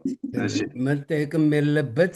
ይሄ ሁሉ እስከዛሬ ድረስ ምን ገጠመን ይባላል እንጂ ፋኖ እንትን የተባለበት የ50 ዓመት ስቃይ ከ8-9 ሚሊዮን ህዝብ በላይ አማራ የተፈጀበት በታሪኩ ያችን አገር ያደረገ የመሰረተ አቆማትም 94 በመቶ ባጭሩ በሁለተኛው ወረራ 94 በመቶ የኢትዮጵያ አርበኞች አማሮች መሆናቸውን ፈረንጅ በአደባባይ ያልሸሸገው ካለቀው 1 ሚሊዮን አካባቢ ኢትዮጵያውያን 95 በመቶ አማራ የሆነው የደብረ ሊባኖስ እልቂት ብቻ ያ ሁሉ ምሁራን የበርካታ ሺህ ዘመን እውቀታችን የነደደበት ያ ነው አማራን ፈልፍሎ እንትን ለዚህ ያበቃው። ስለዚህ ሁሉ ነገር ቅደም ተከተል አለው። እንደው ከታሪክ እንትን ብንል እንኳ ትላንትና ከመጡ ፈረንጆች ኢትዮጵያ ውስጥ ዛሬ በወለድ አገድ የተያዘች ኢትዮጵያም የቀረው በተለይ አማራው በወራሪት ትላንትና ከየትም ተጠረቃቅሞ የመጣ አረመኔና ለመቶ ዘመናት በላይ ከ120 በላይ አገር ሲከዳ የነበር የወያኔ ትግሬ አያት ቅድመ አያቶች ምራጭ አማሮች፣ ሌሎችም ውዳቂዎች በእነኛ በወለድ አገድ የተያዘች ሀገር ናት ኢትዮጵያ ዛሬ።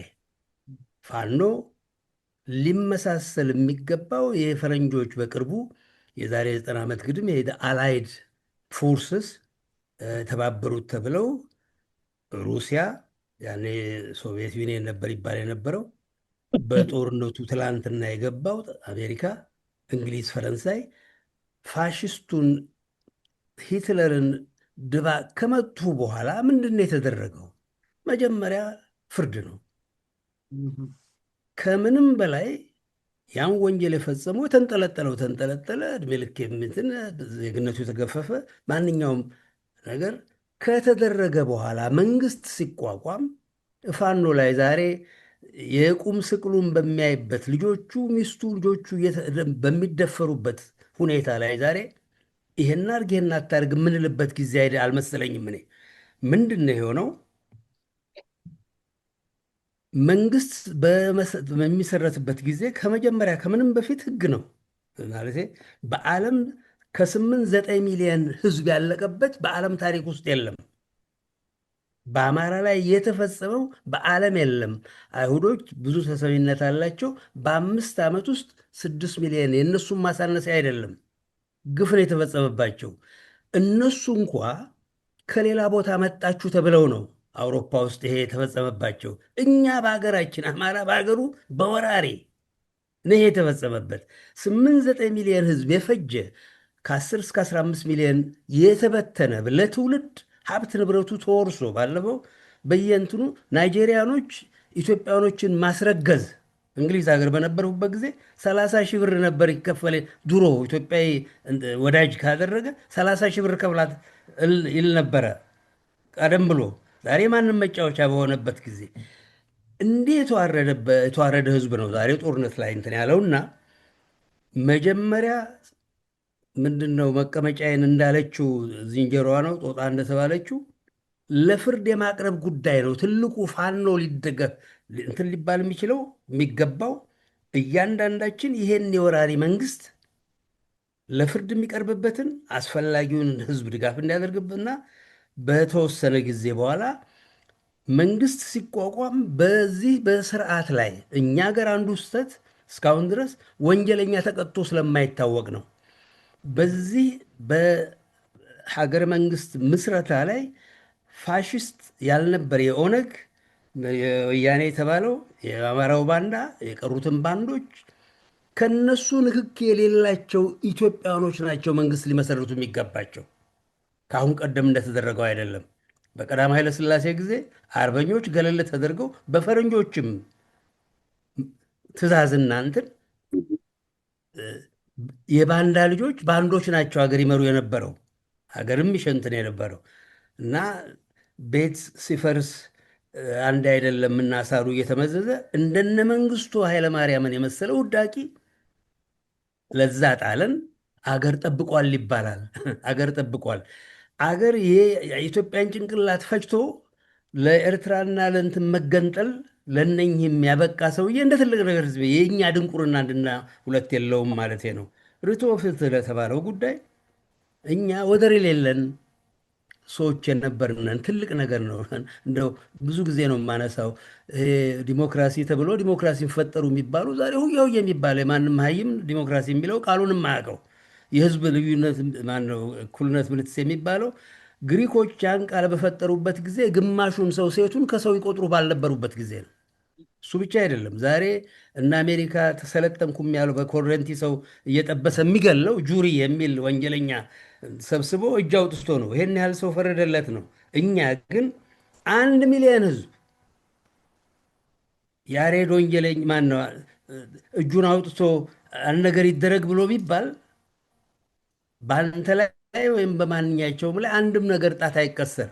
ርትዕ ወፍትሕ ነው እንትን የሚል የሚዳኝም ነፃ የሚያወጣ ርትዕ ፍትሃዊ ነው ሲሆን ነው። እጅ ስለተወጣ አይደለም። ሶክራቴስ ምንም ያልበደለ አገር ያሰለጠነ ሰውዬ ይሄ በርካታው ገለጀጁ ከብቱ ምኑ ስለፈረደበት 500 የፓርላማ ምልትሴዎች መርዝ የጠጣ ብለው ፈርደውበት ነው ዛሬ የሚወደሰው ሰውዬ በግፍ የተገደለው። የፈረንጅ ዲሞክራሲ ይሄ ነው ዛሬ። እና 2 ደንብ አውጥቶ ለፈረንጁ ለእሱ አንድ ለሌላው አንድ የሚያደርግበት እሱን ነው አቤት የምንለው። ህዝብ ፈጅቶ የሰው ምድር የያዘን አሜሪካ ነው ዛሬ ከአረመኔዎች ገላግሉን የምንለው። ስለዚህ እኛ የረቀቀ ስብዕና ቅድም ባልደረቦች ቀደም ብለው እንዳሉት የረቀቀ ስብዕና ያለንን አፄ ዘርዓ ያዕቆብ የዛሬ 600 ዓመት ነበር የገዛ ልጁን በግፍ አንድ ካህን ስለገደለ ከኢየሩሳሌም ሲመጣ ይህን ይነግሩታል። ልጅ ገሏል፣ እንደ እግሩ ላይ ወድቃሉ። በምንም አይነት በፍትሐ ነገሥት ደንብ መሰረት የገደለ በግፍ የገደለ በግድ ይሞታል ብሎ አንጠለጠለ የገዛ ልጁን። እንዲህ አይነት ስብዕና ያለን ነበር ዛሬ ለዚህ የወደቅንበትና የፋኖ ትልቁ እንትን ይሄን የጠላት መንግስት ገርስሶ ፍትሐዊ መንግስት ሊመጣ የሚችልበትን እያንዳንዳችን እንትን የምንለው ነው እና ቅድም ፋንታውን ጠቅሶት የነበረውን በአደባባይ ባይሉትም ይህን ማለቱ ተገቢ ነው። እንትን ለድርድር እንትን አለመግባቱን አሁን የጠቀስካቸው እና አንዳርጋቸው ምንትስ የተባሉ እነኝን ነገዱ ዛሬ አሰፍስፈው አሜሪካ እንትን ያሉት ቁልቁል የምንሰቅላቸው ወደፊት በህግ ነው ብለው ቁልቁል የሚሰቀሉ ወንጀለኞች የኔ 52 ዘመዶች ገዱም አንዱ አስገዳይ ነው።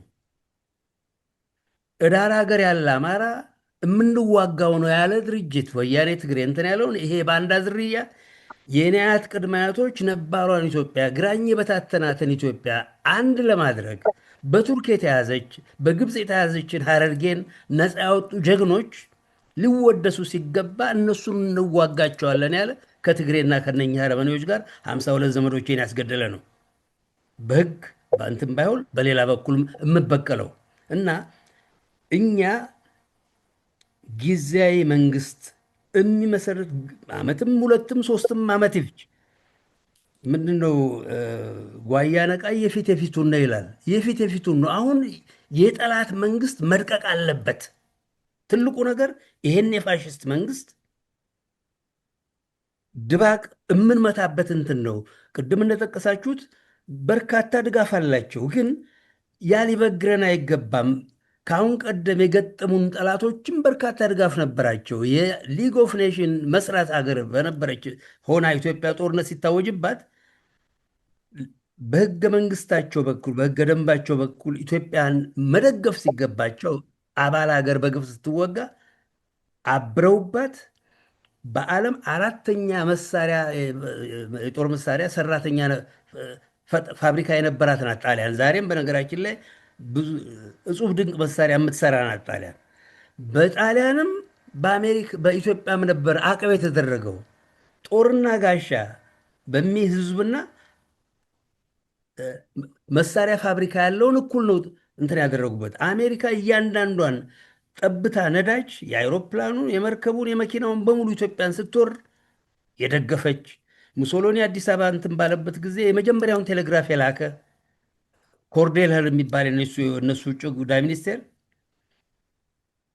ሙሶሎኒ ቁልቁል ሲንጠለጠል የሙሶሎኒ ወዳጅ የነበረ ሰውዬ ነው የእንግሊዝ የአሜሪካ የውጭ ጉዳይ ሚኒስቴር።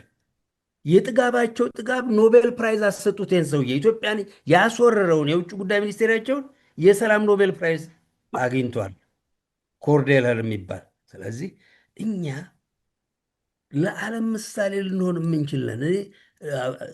እንደው ቅድም አበባ ጠቅሳው ነበር አንዳንድ እንትን እና ፈረንጆች ጋር በሚሄድበት ጊዜ አንዳንዴ ስጋበዝ ምን ስል አውሮፓ አንድ ሴትዮ ምን አለች፣ ሐኪም ናት ኢትዮጵያ ውስጥ ለረጅም ጊዜ ያገለገለች። እቤቷ ጠራችኝ፣ ባሏም ምን ዘመዶች መጥተው ሌሎችም ፈረንጆች እና ያቺን ተቆጥቤ የምበላትን ስበላ ባህላቸው እንደው በጣም በልተው ነው ሰው ቤት እንኳን የሚመጡት እንዲህ አይነት ናቸው ብላ ለፈረንጆቹ እንደ እንትን ነበር ያውኘ ነበር። ያቺ ኩራታችን ዛሬ ጦርነት ታውጆብናል በሁለንተናችን ላይ፣ ግን ልናሸንፍ እንችላለን እና የቅደም ተከተል ጉዳይ ነው።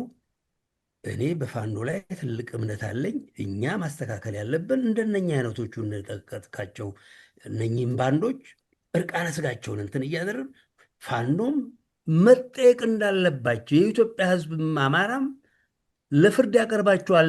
እነሱን ማነው እነኝህን ባንዶች ማነው የሚካድም ፋኖ ራሱ ለፍርድ የሚቀርብ ጉዳይ ነው።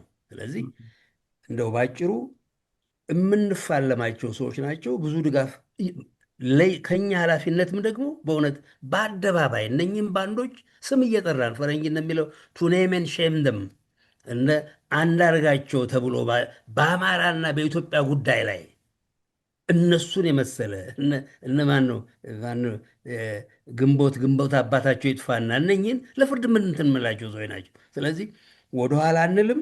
እንደው በርቱ፣ አይዟችሁ እያልን እንትንም በላቸው ነው እና ድሉ ምንም ጥርጥር የለውም።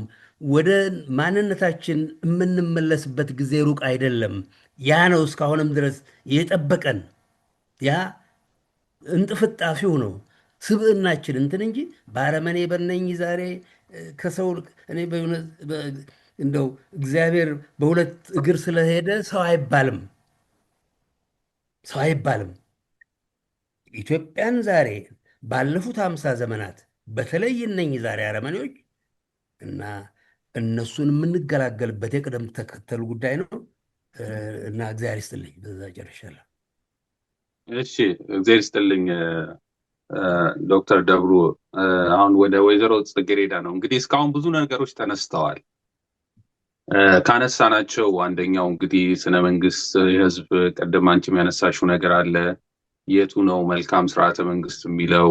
እነዚህ ሶስቱ ነገሮች ራሳቸውን ችለው መቆም ሲችሉ ነው እና አንዱ በአንዱ ላይ ሳይደራረብ እንግዲህ ጠንካራ መንግስት የሚሆን ፍትህ፣ ይሄ አገልግሎት መስጠቱና ጥበቃ ማግኘት የሚሉ ነገሮች ናቸው እና እስኪ እነዚህን ጨምረሽ እነዚህ ነገሮች በህዝብ እንዲቋቋሙ ማለት ህዝብ ይህን የማድረግ እድሉን እንዲያገኝ አልተደረገም እና እነዚህ ነገሮች እንዴት ነው ወደፊትስ መሆን የሚችሉት? ትኩረታችን በዚህ ላይ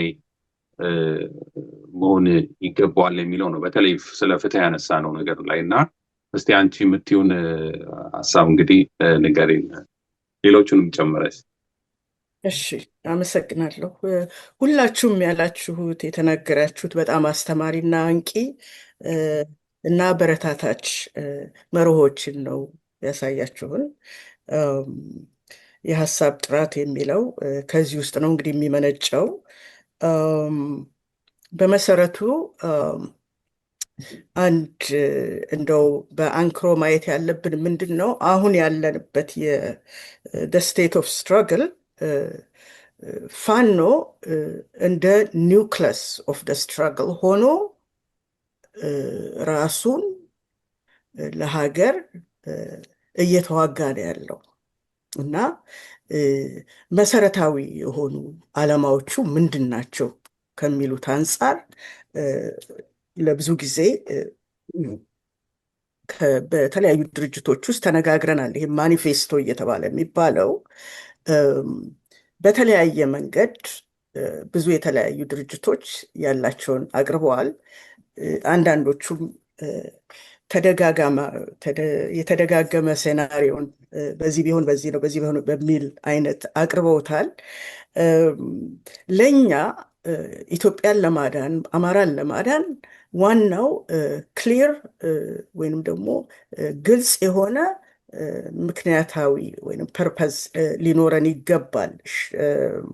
ፋኖ ኢትዮጵያዊ የሆነ አጀንዳውን በፊት ለፊት በግልጽ ማሰራጨት አለበት ሀሳቡን። የሀሳብ ደግሞ ሊሰርጽ የሚችለው በንቃተ ህሊና ማደግ ላይ ነው። እነዚህ ሀሳቦች ናት ኦንሊ ለአማራ ክልል ብቻ አይደለም፣ ለአማራ ብቻ አይደለም። እነዚህ የተዋቀሩ ስለ ፍትህ ስንል ማንንም የማያካትት ነው ልል አልችልም፣ ስልጣን ላይ ያሉ ተጠቃሚዎች ካልሆኑ በስተቀር ወይንም ደግሞ የእነሱ ሰዎች ካልሆኑ በስተቀር። በዚህ አጋጣሚ ከትላንት ወዲያ ነው መሰለኝ የአንድ ሰው ከጋሞ ተገድለዋል። አዲስ አበባ መሀል ወጣት ትንሽ ጥለት ነው የሚሸጥ የነበረው እና እስር ቤት ውስጥ አስገቡት። ከዛ ደግሞ አውጥተው ፖሊስ ገሎ ሜዳ ላይ ጣለው። ህዝቡ ተነሳ። ምንድነው ጥያቄው? ፍትህ ነው እና የፍትህ ጥያቄ የፋኖ ቋንቋ፣ የፋኖ ምልክት፣ የፋኖ አርማ ከመሆኑም በላይ ሀገሪቱን ሊያንቀሳቅሰው የሚችል ኃይል ነው ብዬ ነው የማምነው። ፍትህ ውስጥ ብዙ ነገሮች አሉ። የዴሞክራሲ ነፃነት የሚለው አንፈራ፣ ዴሞክራሲ ያስፈልገናል። በህዝብ የማጆሪቲ ሩል የሚባል አለ። በሱ ደረጃ ድረስ መድረስ እንችላለን። አማራ ማጆሪቲ ቢሆንም በቁጥር ግን በምርጫ ዋን ማን ዋን ቮት በሚለው ልንሳተፍበት የምንችልበት ሁኔታ ነው። እነዚህ ፋኖ የሀገር ሉዓላዊነትን ጨምሮ ሁላችን የምንካፈለው ነው ከተገንጣይ ኃይሎች በስተቀር። ወይንም ደግሞ አሁን ለሬፍረንደም ሆነ ለምን በሽግግር መንግስት አጋጣሚ ይህንን ስራ ላይ ሊያውሉ የተነሱ አሉ እና ነገር ግን መላው ወይንም ደግሞ ብዙሃን ኢትዮጵያውያን ይህንን ሊካፈሉት የሚችሉት ነው። ሉዓላዊነቷን አገሪቱን ራሷን የጠበቀች ማለት ነው እና እነዚህ አራት ነጥቦች የተጠቀሱት በዶክተር አበባ ከትላንት ወዲያ ነው እንዲህ ተነጋግረንበታል። ሁላችሁም ያጠናከራችሁት መድህን ናቸው ብዬ አምናለሁ። መድህን ናቸው እና እነዚህን አራት ሀሳቦች ፋኖ ማዕከሉ አድርጎ ሌላውም ደግሞ የኢትዮጵያ ሕዝብ ይህንን ሀሳብ ተቀብሎ ወደ ትግሉን ለመደገፍ የፋኖ ትግል ማለት የኢትዮጵያ ትግል ነው። ይህንን ነው መገንዘብ ያለብን። ፋኖ ራሱን አማራን ለማዳን ጦር አንግቦ ቢነሳም በሙሉ ርዕዮተ ዓለሙ ኢትዮጵያዊ ነው እና ስለዚህ ኢትዮጵያን ለማዳን የሚፈልግ ሁሉ በፋኖ ትግል ውስጥ የመደገፍና የመሳተፍ ሁኔታ አለው እና እኛ ደግሞ ፋኖን መደገፍና ፕሮቴክት የማድረግ ከጥቃት ወደ ሌላ አጀንዳው ወደ ሌላ አቅጣጫ እንዳይሄድ የሚሉትን ነገሮች በአንክሮ ማየት ይገባል እና ዋንስ ፋኖ ከተጠናከረ ቅድም እንደተባለው መደራደሪያ ቢባል እንኳን ጦር ይዞ ጦር የገባ ይቅርና በህዝባዊ እምቢተኝነት የሚታገሉ የአንድ አልበርት አንስታይን የሚያወጣው አለ ጽሁፍ 179 አይነት ትግሎች አሉ። በዛ ውስጥ ግን እነዛን ትግሎች አካሂዶ መጨረሻ ላይ ዲክቴተርን በራሱ ተርም ነው ሚኒንግ በፒፕልስ ተርም ነው ማስገደድ ያለበት። እንኳን ጦር ይዞ የገባ ጦር ብቻ አይደለም፣ በዲፕሎማሲው በህዝብም ድጋፍ ያለው ነው። ፋኖ ከህዝብ ውስጥ የወጣ በመሆኑ የህዝብ ቤዝ አለው። እንትኑ መሰረቱ ህዝብ ነው እና ስለዚህ ፋኖ ግቡን ይደርሳል። ወደፊት የሚያራምዱን አቅጣጫ ጥራት ባለው መንገድ እነዚህን 4-5 ሀሳቦች እያጠናከርን ህዝቡ እየገባው እራሱ ነፃነቱን የሚያመጣበት ሁኔታዎች ይፈጠራሉ። ይህ እንግዲህ የሆነ ሆኖ አንድ መንግስት ለመመስረት ደግሞ ያው ህዝብ ነው መንግስትን የሚመሰርተው። ፋኖ የህዝብ አካል ነው። ተማሪዎች፣ አስተማሪዎች፣ ሴቶች፣ የሃይማኖት መሪዎች፣ ወታደሮች፣ ፎርመር ወታደሮች፣ ቢዝነስ ኦነርስ ያሌለበት የለም እዛ ውስጥ። ገበሬዎች ሞፈሩን ጥሎ እየተሳተፈ ነው ያለው እና ብዙ ጥቃት ደርሷል። ያለፉት 3 ዓመት በአማራ ላይ ከነ ክልሉም ላይ ያሌለው ብዙ ድካም ብዙ እና በዚህ 3 ዓመት ውስጥ የጠፋውን ያንን ለመተካት ያንን ብዙ ጊዜ የሚፈጅ ነው። በመሆኑም ይሄ ትግል መፋጠን አለበት። ክላሪቲ የምንሄድበትን መንገድ ማወቅ አለብን እና እነዚህ 4-5 ሀሳቦች በደንብ ዳብረው ወደፊት ሌላም እንደ ፎረምም እንደምንም ህዝባዊ ጥሪም ተደርጎ መነጋገር ያለብን ሁኔታ ነው እና ለብቻው የምንተወው ጉዳይ አይደለም። ግን ፋኖ የምንፈልገውን ቦታ ደርሷል፣ ይዟል። ለህዝብ እታገላለሁ ብሎ ራሱን እየሰዋ ሜዳ ላይ ነው ያለው እና በሜዳ ላይ ደግሞ አይቀርም ትግሉ ውጤት አለው እና የፋኖ ትግል ባለፈውም ሳምንት እንዳልነው የአማራ ትግል ኢትዮጵያን አጠረፉ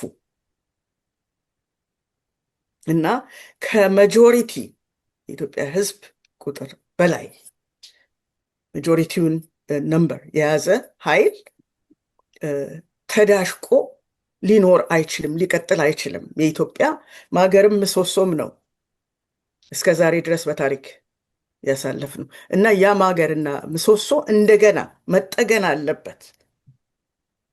በተቻለ መጠን ይህንን ሊያደርግ የሚችለው ሁሉም በሚተባበርበት ሁኔታ ነው እና በተለይ እንግዲህ ወደፊት እንነጋገራለን የሲቪል ኦርጋናይዜሽንስ ሚና በፖለቲካል ፓርቲዎች በመመስረትም ሆነ ህዝቡን በማስተባበር ምን ያህል ውጤት ሊያመጡ ይችላሉ፣ ምን ያህል ትግሉን ሊገፉት ይችላሉ የሚባል ሁኔታዎችን መነጋገር አለብን። ግን እስከ ዛሬም ድረስ ደግሞ መገንዘብ ያለብን ከደርግም ከኃይለስላሴም ከደርግም ይሄ የወያኔው መንግስት ከወያኔው መንግስትም ቀጥሎ የመጣው ደግሞ የፕሮስፔሪቲ ፓርቲ የተደራጀ ጠንካራ መልቲ ፓን ኢትዮጵያን ፓርቲ ባለመኖሩ ነው የሚል ብዙ ትምህርቶችን ከዚህ በፊት እንግዲህ ያው አይተናል፣ አንብበናል እና ምንድን ነው ማድረግ ያለብን? ከዛስ አለ አይደለም እዚህ ከደረስን በኋላ የሚቀጥለው ስቴፕ ደግሞ ምን ይሆናል የሚለውን ማሰብ አለብን። ነገር ግን አሁን ፊታችን ያለው የተደቀነው እንዴት ነው ፋኖን ፕሮቴክት ተደርጎ ትግሉን ወደፊት ሊገፋ የሚችለው እና ዓላማው ክሊር የሆነ መንገድ ተሰጥቶት የሚራመድበትንና ወጣቱን የሚረግፈውን ወጣት እድሜውን እንዲረዝም ልናደርግ የምንችለው ሰርቫይቭ እንድታደርግ ኢትዮጵያ። በነገራችን ላይ አገር የሚጠፋበት ሁኔታዎችም በዩጎዝላቪያም ታይቷል። የተለያዩ ሁኔታዎች አሉ እና በጣም ጥንቃቄ ማድረግ አለብን። በጣም ስጋት እንዲኖረን ይገባል። ህዝቡን ለማዳን እኛ ለህዝቡን ለማዳን የምናደርገው ትግል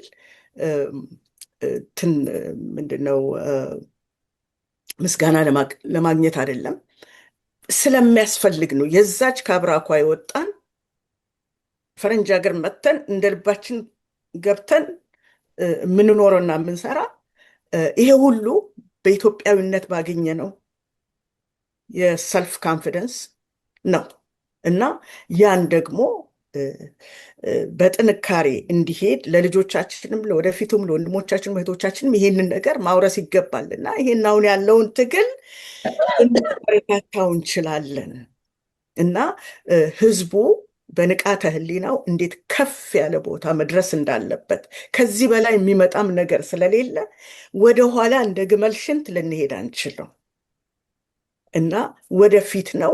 ፋኖ እዚህ ደርሷል።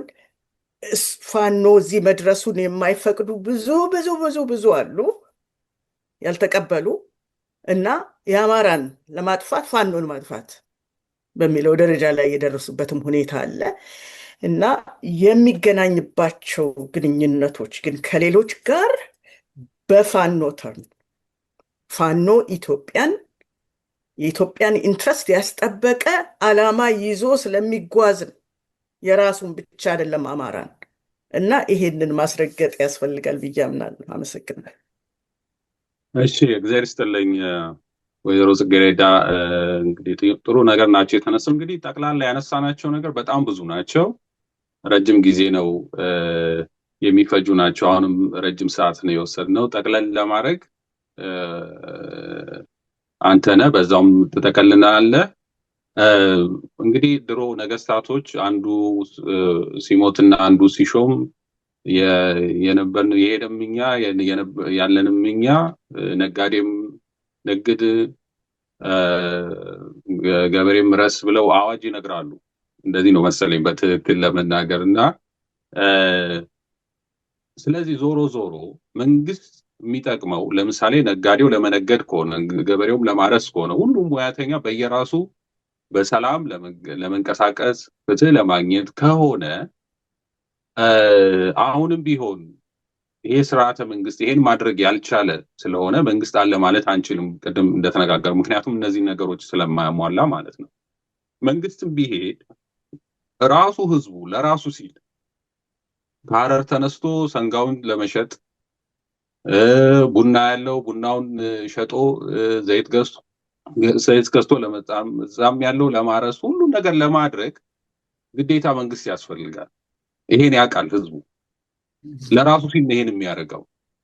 ስለዚህ አሁንም እድሉ ስላልተሰጠ ነው እንጂ ህዝቡ ያን እድል ቢያገኝ በጋራ ሊያስተሳስረን የሚችሉትን ህጎች ለማውጣት ህገ መንግስት ማለት እሱ ነው።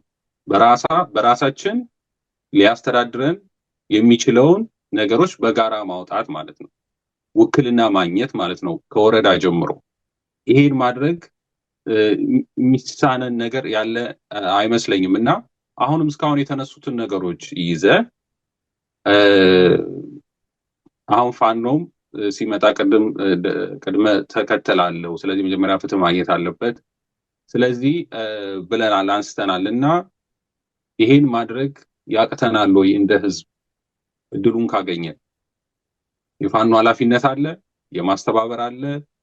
ነፃነትም የሚባለው ህዝብን አንድ ሰው ነፃነት የሚሰጠው አገልጋዩን መምረጥ የሚችልበትን መንገድ ማመቻቸት ነው እንጂ በቋንቋዬ ስለተናገርኩ በቋንቋዬ ስላገለገልኩ ነፃ ወጣህ ማለት አይደለም። ህዝቡ ዛሬም ቸግሮት ማንነቱን ትቶ ስሙን ቀይሮ አረብ ሀገር እየሄደ ስራ ይሰራል።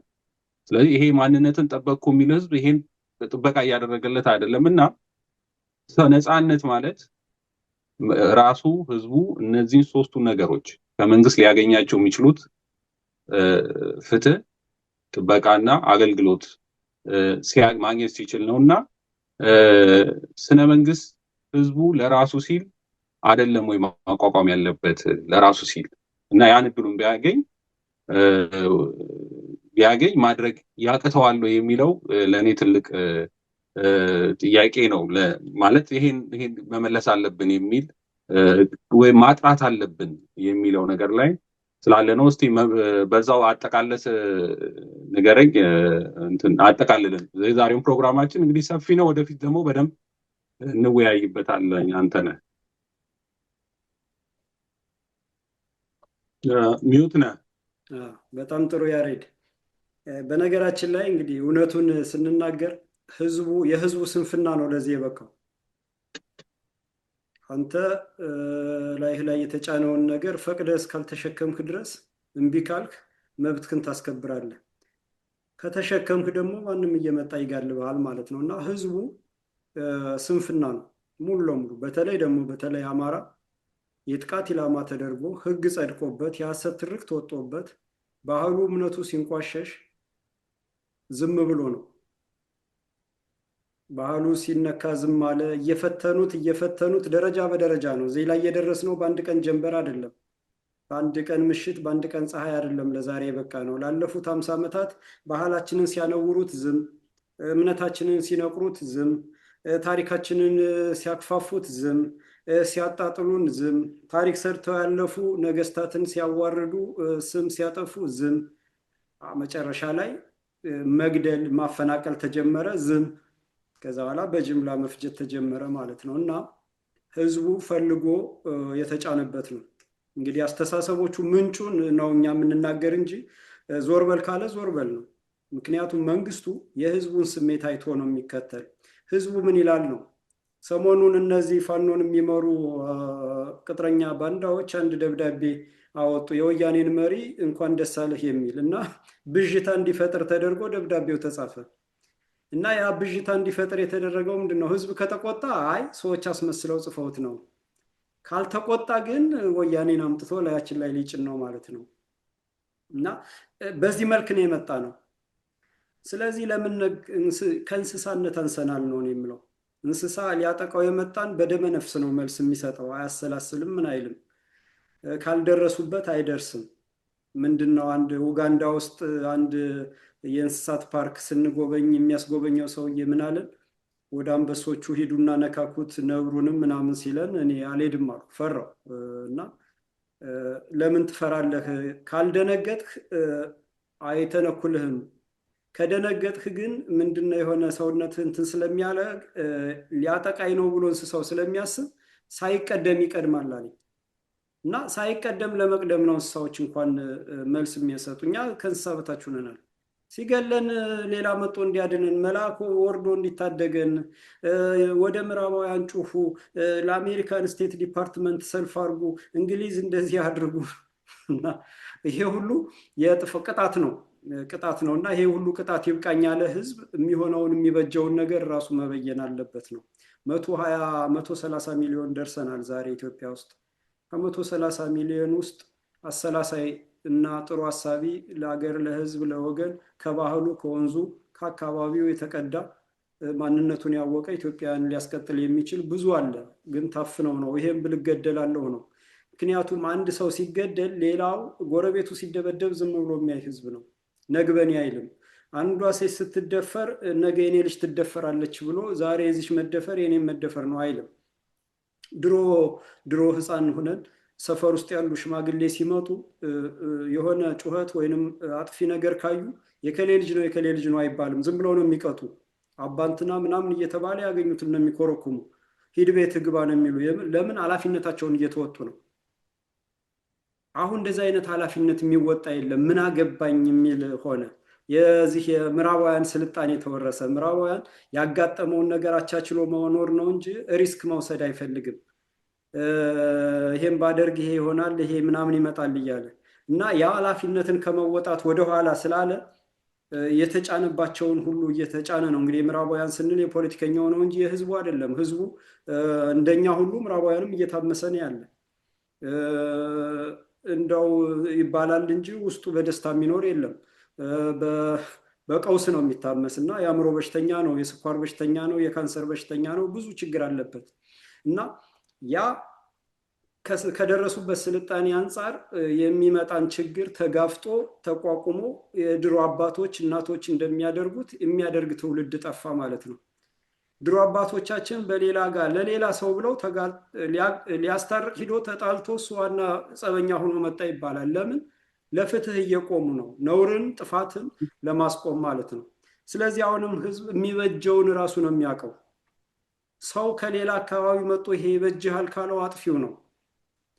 ከውጭ የመጣ አስተሳሰብ ምናምን ዛሬ ኢትዮጵያን የሚያክል መሬት፣ ውሃ፣ የአየር ንብረት እያለ ከውጭ የመጣ የማይረባ የነተበና ውስጡ የታወከ ስንዴና ያለቀለት ምግብ ነው የሚያራግፉልን። የኢትዮጵያ ገበሬ በየትኛውም ኮርነር የተፈጥሮን ነገር መብላቱ የሚያስቀናቸው ናቸው። ያንን አጥፍተው ሴንቴቲክ ምናምን እያመጡ እያከፋፈሉ ያሉት እና እንዳይሰራ ለማድረግ ነው። እና አዳነች አቤቤ እኮ ዛሬ ህፃናትን እየመገቡ ኦሮመኛ ተማሩ ያልተማረ አይሰጥም እያሉ ዛሬ ኦሮመኛ እየወደቀ ተማሪዎች ሁሉ ውጤታቸው እየተበላሸ ህፃናት ቀውስ እየገቡ ነው። ማዕድ ማጋራት ምናምን ይላሉ፣ ሰርቶ መኖር እንዳይችል እና ዝም ብሎ 2 ሊትር የተከለከለ ፓልሞይል ስንዴ የፓልሞይል እና የበከተ ስንዴ አቅርበው ማዕድ ማጋራት እያሉ እኮ ነው ዛሬ ወራሪዎች ለህዝብ ሀብቱን ነጥቀው ቤቱን አፍርሰው እየሰጡት ያሉት። እና ቤታችን ሲፈርስ ሌላ መጥቶ ቤት እንዲሰራልን ወይንም ቅዱስ ገብርኤል ወርዶ እንዲያድነን አላህ እንዲከላከልልን የምናስብ ከሆነ ስህተት ነው። እና የሰውን ልጅ የሚፈጥረውን ችግር የሰው ልጅ ነው የሚያርመው። ከሰው ልጅ አቅም በላይ በሆነው እኔ ስለ እምነት ብዙ ጥልቀት እውቀት የለኝም፣ ግን ነው በደመ ነፍስ የሰው ልጅ የፈጠረውን ችግር የሰው ልጅ ማረም ይችላል። ከሰው አቅም በላይ የሆነውን እግዚአብሔር ጣልቃ ይገባበታል ብዬ ነው የማምነው። ስለዚህ ሰዎች ከኛ ብራክ የወጡ ሰዎች፣ በጣት የሚቆጠሩ ሰዎች ታርጋ ለጥፈው የእንደዚህ ወኪል ነኝ ብለው አጥፊ አስተሳሰብ ይዘው ያንን ሲፈነጩብን ከፈቀድን ይበለን ነው የሚባለው። ስለዚህ ከዚህ ሰቆቃ፣ ከዚህ ሰላም ማጣት፣ ከዚህ ስቃይ ለመውጣት ራሳችን እስከ መቼ ብለን መነሳት አለብን። እስከ መቼ ብለን ስንነሳ ነገ የሚሆነው ብሩህ ይሆናል ማለት ነው። የሚመጣው መንግስት አንቆ እንደሚጥለው፣ ህዝብ ሲቆጣ አንቆ እንደሚጥለው ካወቀ ታማኝነቱ ለህዝብ ነው። አማራ ክልል ብለው ያጠሩት ውስጥ ፕሬዚዳንትና ባለስልጣን የሚሾመው የፌዴራል መንግስት ነው። የኦሮሞማ ወራሪ ወይንም የወያኔ ወራሪ ድርጅት ነው የሚሾመው እና ህዝቡ ጥሩ አገልግሎት ይጠብቃል። ስህተቱን ይዩት። የሾመው አብይ አህመድ ወይንም ደብረ ጽዮን ወይንም መለስ ዜናዊ ነው። ስለዚህ ለሾመው አካል ነው ታዛዥነቱ፣ አገልግሎት የሚሰጠውም ለሾመው አካል ነው እንጂ ህዝብ አያውቀው፣ ህዝብ አልመረጠው እና ህዝብ እንዲያገለግል ይጠብቃል። ወያኔንና ኦነግን ወይንም ይሄ ኦሮሞማ ብልጽግናን ኢትዮጵያ ላይ የጫናቸው የውጭ ኃይል ነው። ምዕራባውያን ናቸው ያበቋቸው፣ ቡራኬ የሰጧቸው። የኢትዮጵያ ህዝብ መርጧቸው አይደለም። የትግሬ ህዝብም ሆነ የኦሮሞ ህዝብ ወጣንበት የሚሉት መርጧቸው አይደለም፣ ተጭነውበት ነው። ስለዚህ አገልግሎት የሚሰጡት የምዕራባውያንን ፍላጎት፣ የጫናቸውን አካል ፍላጎት ለማርካት፣ ምኞት ለማሳካት፣ የፈረሙበትን ቃል የገቡበትን ውል ለመፈጸም እንጂ ለህዝብ አይደለም። ስለዚህ ህዝቡ ራሱ የሚያዝዘው፣ ራሱ የሚታዘዘው፣ ምኞቱን ፍላጎቱን የሚያሟላለት፣ ስጋቱን የሚያስወግድለት፣ ሰላሙን የሚጠብቅለትን ለማምጣት ራሱ መነሳት አለበት ነው። የሰላሙ ባለቤት ራሱ መሆን አለበት። ስለዚህ ፋኖ ተነስቶ እየሞተ ነው፣ ትንቅንቅ ላይ ነው ያለው። እንኳንና ቁጭ ብሎ ሊያሰላስል ይቅርና ራሱ ከጎኑ የገቡት ገዳዮችና አስገዳዮች እያስገደሉ ጀግኖችን እያጸዱ ያንን ሁሉ አርሞ ከጠላት ጋር ገጥሞ ያለውን ያስተሳሰብ ግብግብ የትርክት ጦርነት ሁሉ መክቶ ለመቀጠል ሁሉም ኃላፊነቱን መወጣት አለበት እና ሁላችንም ኃላፊነት ስንወጣ ነው። ሁላችንም አሁን እንደተባለው ወይዘሮ ጽጌረዳ እንደገለጸችው ፍትህ ከሌለ ምንም ነገር ሊኖር አይችልም። ቤቱን የሚያፈርስለት አካል ከመንግስትና ህዝብ በዚህ ልክ ተጠላልቶና አጥፊና ጠፊ ሆኖ ባለበት ሰዓት ስለ ምርጫ ያወራሉ እና ማንን አምኖ ነው የሚመርጥ? ማን ነው አስመራጩ? እና እንዲህ አይነት ድራማ ሁሉ የሚቆመው ስንቆጣ ነው። ስንቆጣና ስንነሳ አካባቢያችን ላይ ያለ የዚህ ስርዓት ተወካይን ዞር በል ማለት ስንጀምር፣ በጥፊ አጠናግረን ማባረር ስንጀምር፣ የሌላው ህዝብ ችግር የእያንዳንዱ ህዝብ ችግር መሆኑ ሲገባን፣ የሌላው ሞት ለሁሉም ሞት መሆኑን ሲገባን፣ የሀገር መፍረስ የሁላችንም ዕጣ ፈንታ ማብቃት መሆኑን ሲገባን፣ ይህ አይበጀንም ብለን ስንነሳ፣ ሀቅና እውነትን ፊት ለፊት ስንጋፈጥ፣ ከውዥንብሩ ከኢሉዥን ይሄ ድራማው ከቅዠቱ ወጠን እውነትን ስንጋፈጥ የሚመጣው መንግስት ያንን መሰረት አድርጎ ነው የሚመጣ። የዛንን ፍላጎትና ሀሳብ ይዞ ካልመጣ ህዝብ አንቆ እንደሚወረውረው ስለሚያውቅ ያንን ገዥ ሆኖ ይመጣል። ስለዚህ ፋኖ የጀመረውን በአጭር ጊዜ እንዲያልቅ አንድ ቀን ማዳን፣ የትግሉን አንድ ቀን ማሳጠር፣ የድል ጊዜውን በአንድ ቀን ማሳጠር ብዙ ህይወት ማዳን፣ ብዙ ንብረት ማዳን፣ ብዙ ቀውስና ትራውማ ማዳን ስለሆነ ፋኖም ራሱ የህዝቡ ስሜትና ፍላጎት ምንድነው የሚለው እንዲታይ ህዝቡ እየወጣ ሰላሙን፣ ፍትህን፣ አጥፊን መጋፈጥ አለበት። መሞት አይቀርም። ሞት ወደድንም ጠላንም አደናቅፎንም በሽታ ይዞንም በጥይትም ይሁን በምን መሞታችን አይቀርም። ግን ለእውነትን ይዘን እንሙት። ራሳችንን ነፃ እናድርገው። አእምሯችንን ይሄ ከተተበተበው ትብታብ ነፃ እናድርገውና ነፃነትን ስናውቅ የነፃነትን ትርጉም ሲገባን ከዛ በኋላ የሚመጣው መንግስት የሚመጣው አካል ማንም ይምጣ ማን የዛንን ፍላጎት መሰረት አድርጎ ስለሚመጣ ህዝብ መጀመሪያ ማንነቱ፣ ፍላጎቱን፣ ሰላሙን፣ ፍትሁን በራሱ ክንድ ማስከበር አለበት ብዬ ነው የማምነው። ይሄ ካልሆነ የምንመኝ ከሆነ እኔም ተነስቼ እንደዚህ እየተናገርሁ ነገ በድንገት እንደው ስልጣን ይጣፍጣል፣ ገንዘብ እንደዚህ ይባላልና ሀሳቤ ቢቀየር እንደፈለኩ ፈነጫለሁ፣ የፈለኩትን እገላለሁ፣ ደስ ያለኝን እንደው ፀጉሩ ፊቱ ያላማረኝን እገላለሁ፣ ያማረኝን አቀርባለሁ፣ እንደፈለኩ ሆናለሁ ማለት ነው። ግን እኔ የህዝቡን ፍላጎትና ስሜት ካየው ቁጡነትና የሚወስደውን እርምጃ ከገመትኩ ግን ቀጥ ብዬ ነው እንትን የምለው። ትንሽ ዘወር ካልኩም ቁጣ ተነስቶ ከማጥፋቱ በፊት ስልጣኑን በአግባቡ አስረክቤ እወርዳለሁ ማለት ነው። ይሄንን ማስደረግ የሚችል የህዝብ አቅም ጉልበቱ ያለ ህዝቡ ላይ ነው። አቅም ያለ ህዝቡ ላይ ነው። ፋኖን ከህዝባዊነት ለመነጠል የተፈለገው ፋኖ ህዝባዊ ስለሆነ ነው። እና አሸባሪም ለማለት ድርጅት ይሁን መሪዎች ይውጡ አንድነት ምናምን የሚባለው ወደ ተቋም እንዲቀየርና ከህዝብ ለመነጠል ነው። እና ይሄንን የህዝብን አቅምና ጉልበትን በጦር መሳሪያ በምንም ማሸነፍ ስለማይቻል ነው። እና ያለው ግብ ግብ በሙሉ የህዝብን ግንዛቤ መቀየር፣ የህዝብን ትኩረት መቀየር፣ ማታከት፣ ማድከም፣ ቀን በቀን ሽብር ውስጥ መክተት፣ ቀውስ መፍጠር፣ በኢኮኖሚው በቃ ሰው የሚበላው የሚጠጣውን አጥቶ በሚጨነቅበት ሰዓት እንደገና አሁንም ሰላሙን መንጠቅ። ቅድም ወይዘሮ ጽጌረዳ እንዳለችው እዛ ሽሮ ሜዳ የሚኖር ልጅ ጥሩ ኑሮ የሚኖር ከአካባቢው ጋር ተግባብቶ የሚኖር ማህበራዊ ኑሮ ጥሩ የነበረ ልጅ ነበረ። ሱቁን አፈረሱበት፣ ሀብት ንብረቱን አወደሙበት፣ አእምሮ ቀወሰ። ከዛ በኋላ ፖሊሱን ቀና ብለህ አያሉ ታሰሩት፣ ፈቱት። ከዛ በኋላ ሰደብከኝ ቀና ብለህ አይተኛል ያለው በ4 ጥይት ደብድቦ ገደሉ። ይሄ ነው። ይሄንን ማስቆም የሚችል ህዝብ ነው። እዛ አካባቢ ያለ የፖሊስ ደንብ የለበሰን በሙሉ ጠራርጎ ቢያጠፋ ፖሊስ ምን ለማን ማገልገል እንዳለበት ለማን እንትን ማድረግ እንዳለበት ያውቃል። እና ይሄንን ራሳችን ለራሳችን የምንፈልገውን ማወቅ አለብን። እኔ የምበላውን ያሬድ ከመረጥክልኝ ያንተ ቴስትና ያንተ ምርጫ ለእኔ ላይ በጀኝ ይችላል፣ አለርጅክም ሊሆንብኝ ይችላል። እና የምበላውን የሚበጀኝን እኔ መምረጥ አለብኝ ብዬ ነው የማስበው። ያሬድ እሺ፣ እግዚአብሔር ይስጥልኝ። እንግዲህ ረጅም ሰዓት ነው የወሰድነው። ብዙ ነገሮች አሉ። ሁላችንም ደግመን ብንወያይ ደስ የሚል ውይይት ነበረ። አንተን እንዳለው ህዝብ በራሱ ህዝባዊ ትግል አድርጎ ወይም ህዝባዊ ትግል ሆኖ የፋኖ ትግል የሚጀምረው ህዝባዊ ትግል ነው ሆኖ መቀጠል አለበት። ሌሎች ህዝብም ለራሳችን ስንል አዲስ ስርዓተ መንግስት እንዲመጣ ትልቅ ተሳትፎ ማድረግ አለብን። ይሄ ግን እንዳይሆን ያደረገው በተለይ ድርጅት ህዝብን ይመራል፣ ህዝብ ድርጅትን አይመራም የሚለው የማርክሲዝም የሌኒዝም አስተሳሰብ ነው እና ስለዚህ አሁን ህዝብ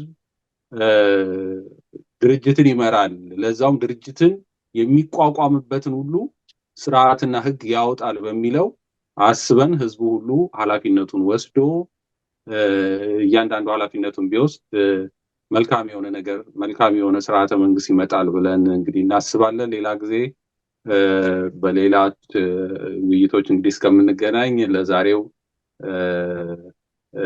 እዚህ ላይ እናበቃለን። እግዚአብሔር ይስጥልን ሁላችሁም ስለተገኛችሁልን። መልካም ሰላም።